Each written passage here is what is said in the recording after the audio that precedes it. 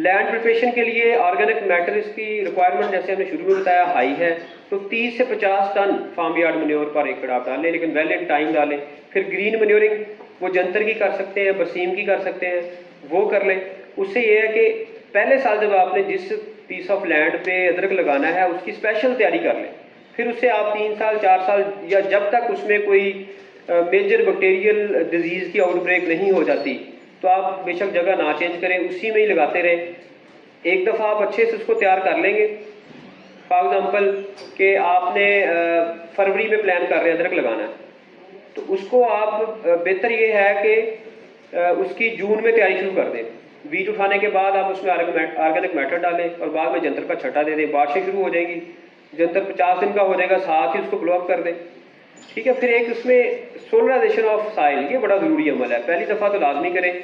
उसमें ये होता है कि 40 दिन के लिए जो टनल फार्मर है उनके पास ना ये खीरे टमाटर की पुरानी शीट पड़ी होती है, पॉलीथीन शीट जो टनल के ऊपर वो डालते हैं, वो शीट से सॉइल को कवर कर दें। 40 दिन के लिए सॉइल को उससे कवर रखें, तो उसे हम कहते हैं कि वो सोलराइजेशन का एक फिनोमेना है।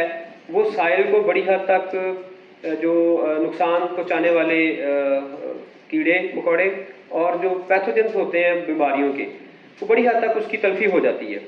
और फिर जो ऑर्गेनिक मैटर आपने डाला होता है ग्रीन मैन्योरिंग की शक्ल में या गोबर की खाद की शक्ल में, वो भी उसमें मैक्सिमम डीकम्पोजिशन उसकी हो जाती है। फिर उसके बाद आप बिजाई से पहले इसको 2 से 3 प्लोइंग्स क्रॉस वाइज दे के और सुहागा चला के इसको ज़मीन को तैयार कर लें। ये देखें कि ऑर्गेनिक मैटर ज़्यादा डालना, ये हमारे अपने फार्म की तस्वीर है। तो ये 10 मरले की टनल में हम 2 ट्रालियाँ भी डाल देते हैं, और लेकिन डालते वेल टाइम है।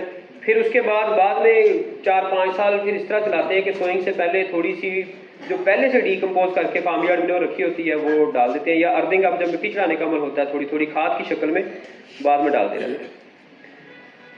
सीड रिक्वायरमेंट, ये भी बड़ा